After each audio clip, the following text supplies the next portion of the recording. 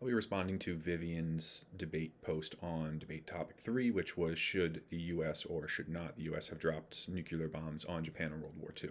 Vivian took the stance that the U.S. should not have, and I'll be responding from the stance that the U.S.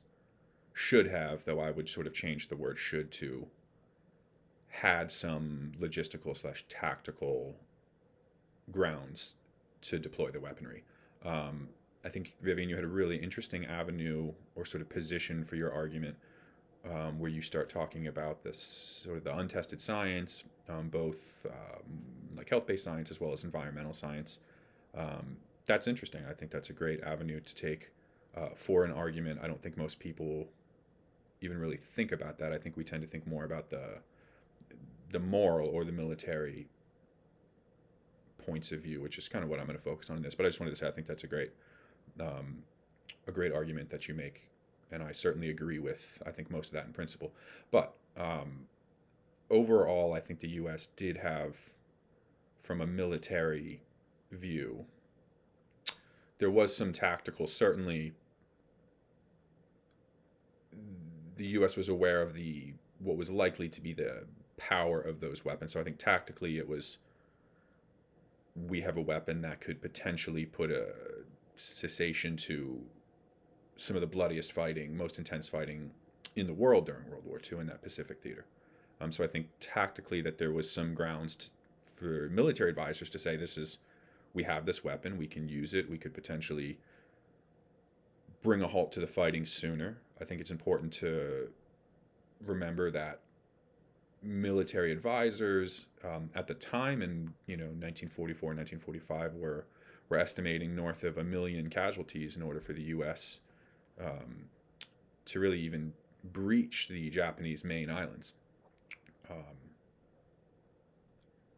I think that's very important when we're looking at it's war. I think war is terrible, but when we're looking at our loss of life versus the so-called enemy's loss of life, again, from just the sort of military view, I don't think there's much of a question there personally. Morally, I think is a different story. I think we can use hindsight and look at just the terrible loss of life, the destruction for generations, and we can shake our head at that and say we should not have done that. And like I'll jump right into that camp with anybody. It's terrible in hindsight, despite the fact, as you mentioned, the sort of scant testing record on some of the weaponry that was used. The U.S. was well aware of the power that the weapons were going to bring, and I think certainly at least the scientific world knew that was going to translate to huge devastation and huge losses of life. But again, we're looking at potentially northward of 1 million American casualties right when we've just mainly finished combat in the European theater.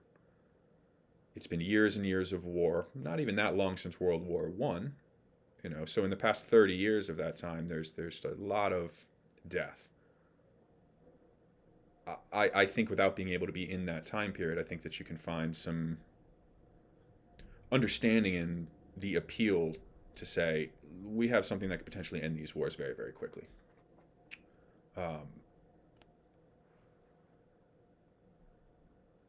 Again, I think your position that the science and the morals behind dropping the weaponry is not there, and I think in principle agree with that. But I think during a military conflict, there isn't really you know, is it responsible during a war, which is about killing the enemy and about accomplishing your side's goal? Bluntly, I'm not saying I like that. Just bluntly, I think that's what war is. Should you hold your ace up your sleeve? As your service men and women are dying, as civilians are being killed around the world. I think it sort of boils down to the classic. Do you kill one to save many? I think it's sort of along those lines. Clearly, history has shown there was no good answer. We were going to either lose a lot of servicemen from the U.S. Or there was going to be a lot of death in Japan from the bombs. Nobody wins in that scenario. I tend to think the world is better off that World War II ended when it did. The Cold War and what happened next is a different conversation, but again, we're just looking at these issues sort of in a vacuum. So again, I really liked your post. I really appreciated your response.